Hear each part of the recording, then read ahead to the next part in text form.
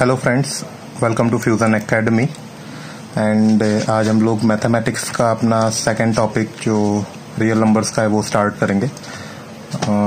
तो हमारा जो एनसीईआरटी का फर्स्ट चैप्टर है रियल नंबर्स, हम लोग वो अभी कंटिन्यू कर रहे हैं। लास्ट लेक्चर में हमने रियल नंबर्स क्या होते हैं डिफरेंट सेट्स देखे थे, ठीक है, नेचुरल नंबर के सेट, होल नंबर वगैरह देखा था। एंड हमने वहाँ पे यूक्लिड्स लेमा एंड एल्गोरिदम देखा था, ठीक है। हमने ये भी देखा था Euclid's lemma is generally a standard form for division, ठीक है। एंड हमने लेमा और एल्गोरिदम में डिफरेंस क्या होता है वो भी देखा था, ठीक है। तो अगर आप लोगों को अभी भी उसमें कोई डाउट है, you can again visit the same video, ठीक है। तो आज हम लोग उसके आगे बढ़ेंगे, ठीक है। आज हम लोग एक तो फंडामेंटल थियरम ऑफ अरिथमेटिक देखेंगे, ठीक है। एंड सेकंड हम लोग एक एप्लीकेशन ऑफ यूक्लिड्स लेमा, या तो मेथड टू फाइंड HCF बोल लो, GCF बोल लो, ठीक है। देयर आर 2-3 नेम्स, HCF भी बोलते हैं कई लोग GCF बोलते हैं, कई लोग GCD बोलते हैं, ठीक है। पहले की कुछ टेक्स्ट बुक्स से उसमें GCD यूज किया जाता है। HCF stands for highest common factor, generally कई लोगों को नहीं पता होता है, ठीक है। Then there comes GCF, that is again खाली एक वर्ड चेंज है, greater common factor. And GCD again it is greatest common divisor, ठीक है। तो all are the same thing, nothing is different. कहीं पे भी कोई नाम आता है तो आपको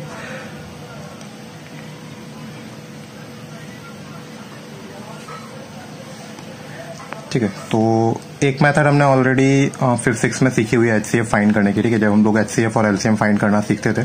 बट काफी लोगों को अभी भी कंफ्यूजन होता है, तो पहले हम लोग वो मेथड देख लेते हैं, then will move to Euclid's algorithm to find the GCD या फिर HCF जो भी हम बोलते हैं, ठीक है। तो पहले हम लोग कैसे कर देते हैं, अब सपोज मुझे 14 एंड 16 का HCF फाइंड करना है, तो हम लोग क्या करते थे, दोनों ही नंबर्स के हम लोग प्राइम फैक्टर्स निकालते थे, ठीक है। यानी 14 के अगर फैक्टर्स में लिखूं तो क्या होगा, 2 into 7।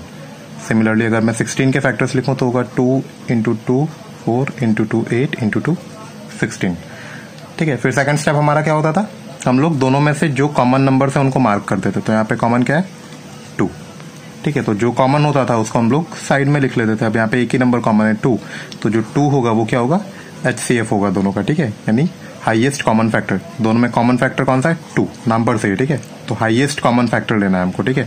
जितने ज्यादा से ज्यादा कॉमन फैक्टर्स निकाल लें, वो सब निकाल के हमको मल्टीप्लाई करना है, तो हमको HCF मिलेगा। तो यहाँ पे as of now HCF of 14 and 16 is 2।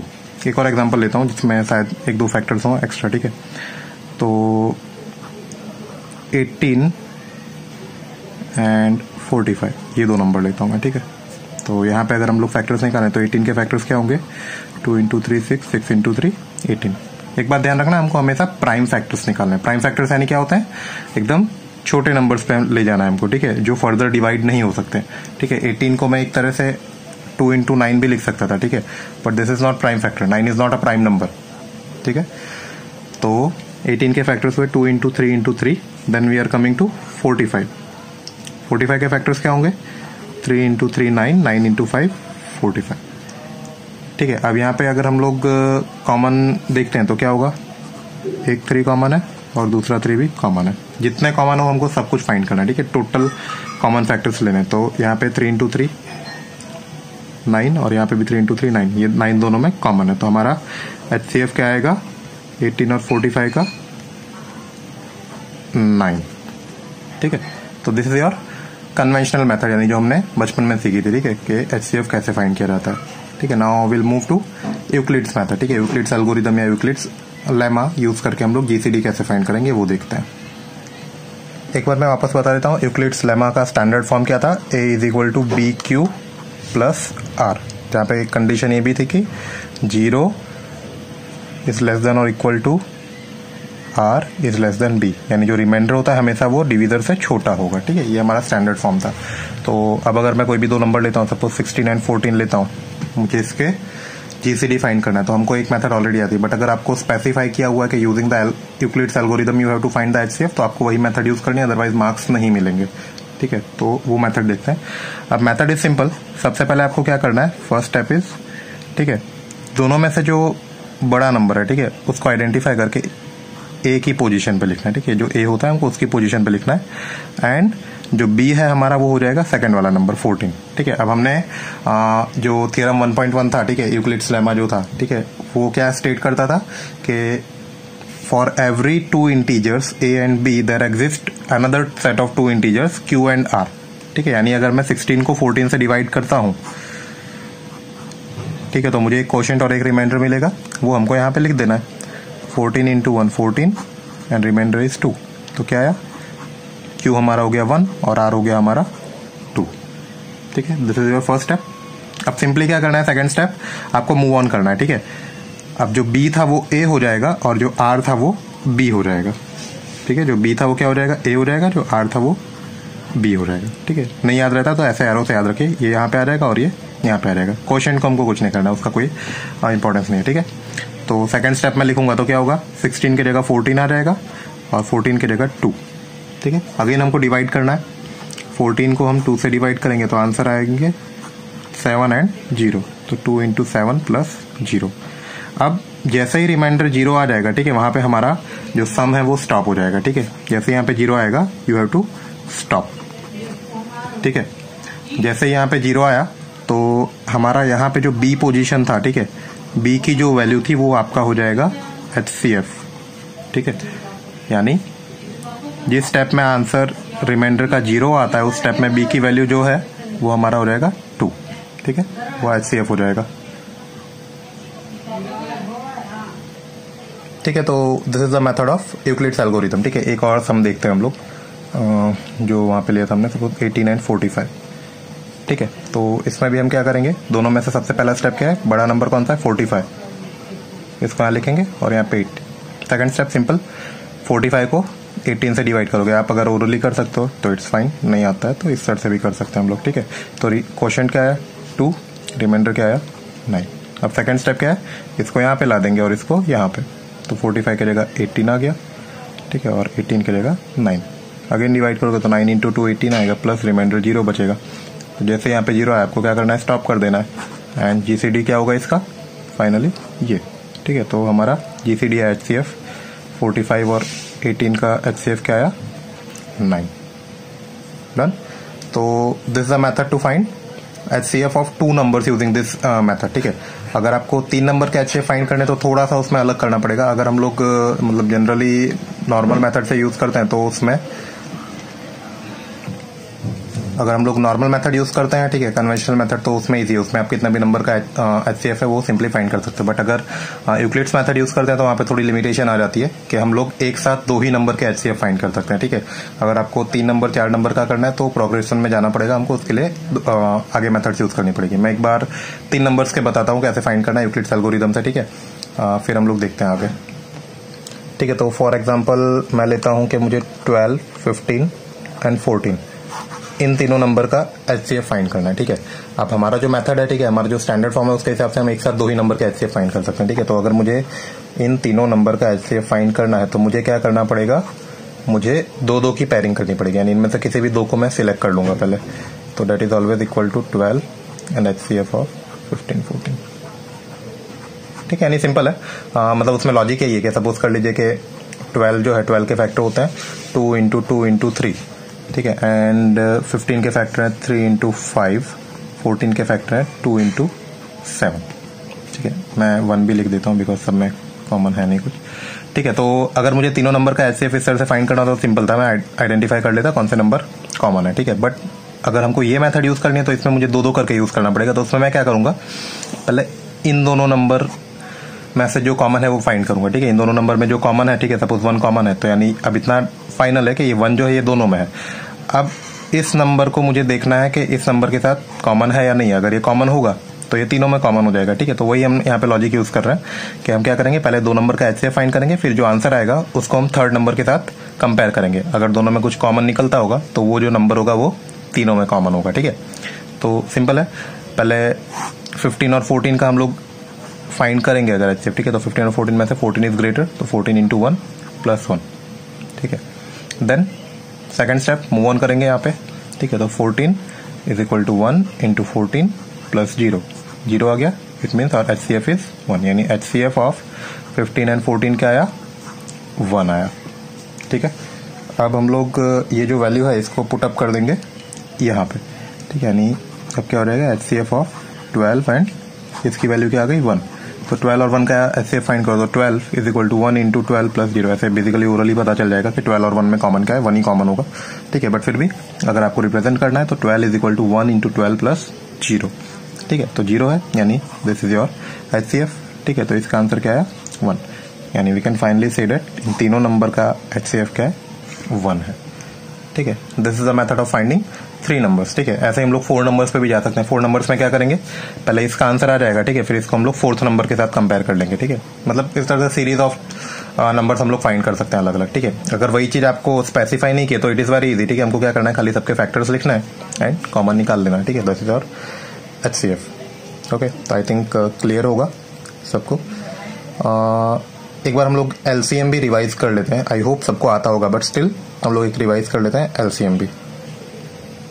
ठीक है, तो LCM भी देख लेते हैं एक बार। LCM stands for least common multiple. ठीक है, मैं आपको एक फैक्ट और बताऊंगा LCM और HCF का, जो शायद ध्यान ना दिया हो।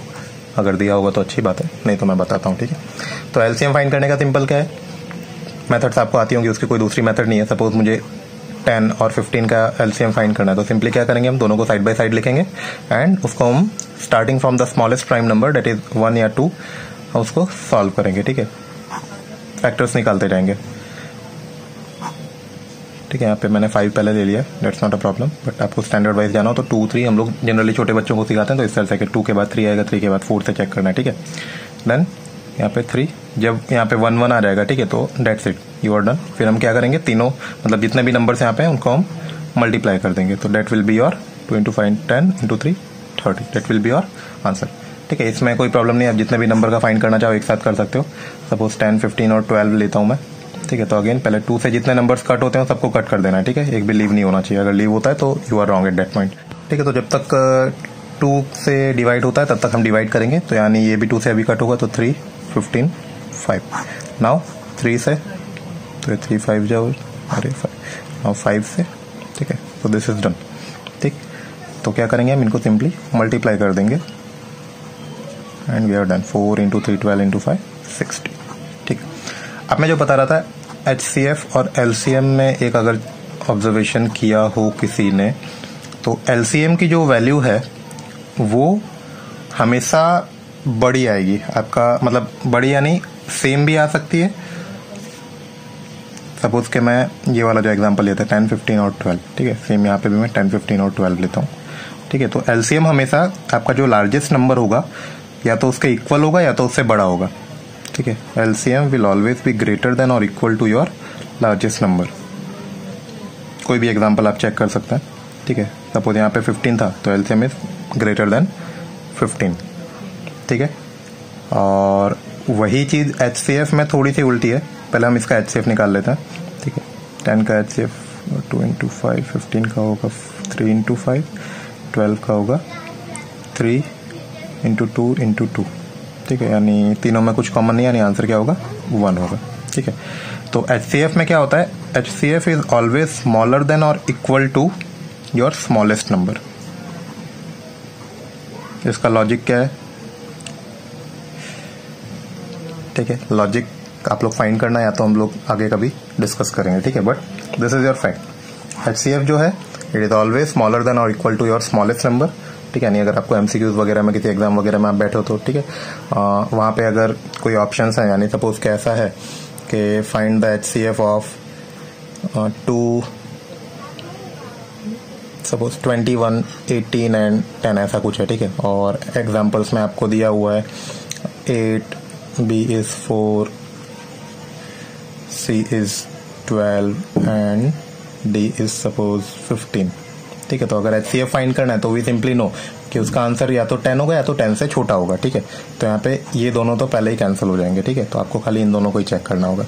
सिमिलरली अगर LCM पूछा होगा तो LCM में भी हमको पता है, अगर सपोज इसकी जगह LCM पूछा होता है। ठीक है, तो LCM क्या होता, वो हमेशा लार्जेस्ट नंबर से या तो लार्जेस्ट नंबर के इक्वल होगा या तो लार्जेस्ट नंबर से बड़ा होगा, और यहाँ पे 21 के इक्वल कोई है ही नहीं, यानी ये सारे ऑप्शंस रॉन्ग होते हैं। ठीक है, तो this is the fact about HCF and LCM। आप लोग यूज कर सकते हैं आगे। ठीक है। Now coming to fundamental theorem of arithmetic.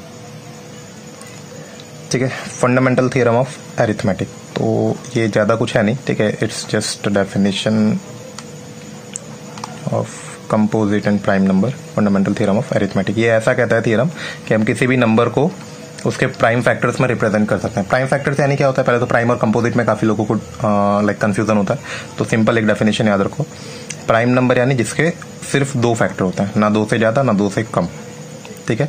Composite यानी जिसके 2 से ज़्यादा फैक्टर होते हैं, ठीक है, simple.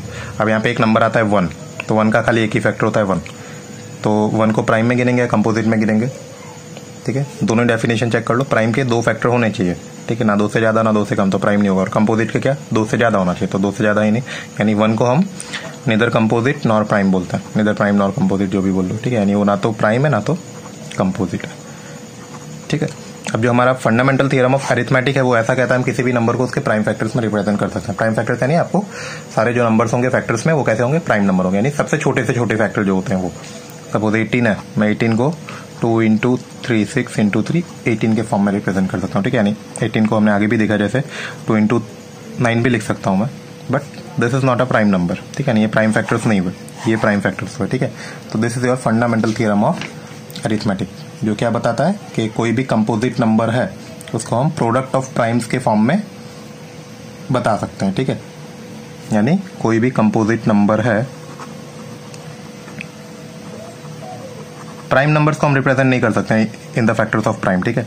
Composite number can be represented as multiplication of prime numbers, primes, ठीक है। देखो प्राइम नंबर लूंगा अगर 17, तो उसको मैं 1 इंटू 17 ही लिख सकता हूँ, ठीक है, उसमें मैं दूसरे प्राइम क्यों नहीं होगा, कोई भी कभी भी प्राइम नंबर को हम मल्टीप्लिकेशन ऑफ प्राइम नंबर्स के फॉर्म में क्यों नहीं रिप्रेजेंट कर सकते, बिकॉज क्या है उसमें कि प्राइम नंबर की डेफिनेशन क्या है, 2 ही फैक्टर होंगे, ठीक है, 2 फैक्टर होंगे यानी एक 1 और एक वो खुद होगा, ठीक है। अब इन दोनों फैक्टर में से 17 तो प्राइम नंबर है, बट 1 क्या है, 1 ना तो प्राइम है ना तो कंपोजिट है, यानी हर प्राइम नंबर में आपको यही प्रॉब्लम आएगी, ठीक है, कि क्या होगा, एक नंबर प्राइम होगा बट दूसरा नंबर ना तो प्राइम है ना तो कंपोजिट है, इसीलिए यहाँ पे लिखा गया है कि कंपोजिट नंबर्स को हम लोग मल्टीप्लिकेशन ऑफ प्राइम्स के फॉर्म में लिख सकते हैं, प्राइम नंबर्स को नहीं लिख सकते, फाइन। तो this is your fundamental theorem of arithmetic, ठीक है। इसके एप्लीकेशंस वही हैं, आपको आगे मतलब को प्राइम्स वगैरह फाइंड करने होंगे, ठीक है, तो हम लोग देखेंगे। अभी एक लास्ट टॉपिक देख लेते हैं आज का, that is like a kind of rule है या फिर एक kind of formula kind of गिन लो, ठीक है। अकॉर्डिंग टू दिस फार्मूला ये ऐसा कहता है, सपोज 2 नंबर्स हैं, ठीक है, ये जनरली 2 नंबर्स के लिए ही है, तो 2 नंबर का मैं एलसीएम लेता हूँ और उसको मैं मल्टीप्लाई करता हूँ उसके एचसीएफ से, तो क्या होगा, आंसर जो आएगा वो दोनों नंबर्स का मल्टीप्लिकेशन होगा, ठीक है। अगेन इसके पीछे भी आप लॉजिक्स चेक कर सकते हो, ठीक है, बट अभी हम उतना डिटेल में नहीं जा रहे हैं, बट ये फॉर्मूला याद रखना, 2 नंबर्स का एलसीएम और 2 नंबर का एचसीएफ अगर हम मल्टीप्लाई करेंगे तो उन दोनों नंबर का मल्टीप्लिकेशन मिलेगा, प्रोडक्ट मिलेगा हमको, ठीक है। तो इसको मैं एक नंबर लेके बता भी देता हूँ, सपोज मैं 3 and 8 लेता हूँ, ठीक है, तो 3 and 8 का एलसीएम क्या आएगा, 24 आएगा, फाइंड करके दिखाता हूँ मैं, ठीक है। पहले 2 से 2 इंटू 4, देन अगेन 2 से 2 इंटू 2, देन अगेन 2 से एंड देन 3, ठीक है। तो 2 into 2 4, 4 into 2 8 and 8 into 3 24। HCF क्या आएगा इसका, 3 and 8, 3 का फैक्टर है, 3 इंटू 1 8 का फैक्टर है, 2 इंटू 2, हमेशा हमको प्राइम फैक्टर्स निकालना है, ठीक है, कोई कॉमन नहीं है, 1 कॉमन है एक तरह से देखने जाए, ठीक है। तो एचसीएफ क्या हुआ दोनों का 1, ठीक है। तो अब यहाँ पे वैल्यूज रखेंगे अगर हम, तो क्या होगा, एलसीएम है 24, एचसीएफ इज 1, ठीक है, तो 24 इंटू 1 24 आया, ठीक है। सेम दोनों नंबर मल्टीप्लाई करके देख लो, 3 इंटू 8 24, ठीक है। तो ये हमेशा हर जगह परफेक्ट होगा कि एलसीएम और एचसीएफ को जब मल्टीप्लाई करेंगे तो आंसर तुम्हारा जो होगा वो प्रोडक्ट ऑफ नंबर्स होगा, ठीक है। तो आई होप क्लियर हो गया LCM, HCF, prime numbers, composite numbers, fundamental theorem of arithmetic क्या होता है, ठीक है, एंड यूक्लिड्स मेथड यूज करके हम लोग एचसीएफ कैसे फाइंड कर सकते हैं। इतना टॉपिक क्लियर हो गए होंगे, आज नहीं हुए हैं तो एक बार वापस देखना वीडियोस, ठीक है, and try to apply it on your practice, ठीक है। टेक्स्ट बुक्स वगैरह में आपके सम्स दिए हुए हैं, ठीक है, वो आप सॉल्व कर सकते हैं, एंड अगर कोई इशू है तो again practice is required. Okay fine, thank you. आगे हम लोग नेक्स्ट लेक्चर में इरेशनल नंबर्स वापस एक बार देखेंगे एंड कैसे प्रूव किए जाते हैं irrational numbers and rational numbers का डिफरेंशिएशन क्या होता है वो सब हम देखेंगे। ठीक है, तो until then take care, keep practicing, bye bye.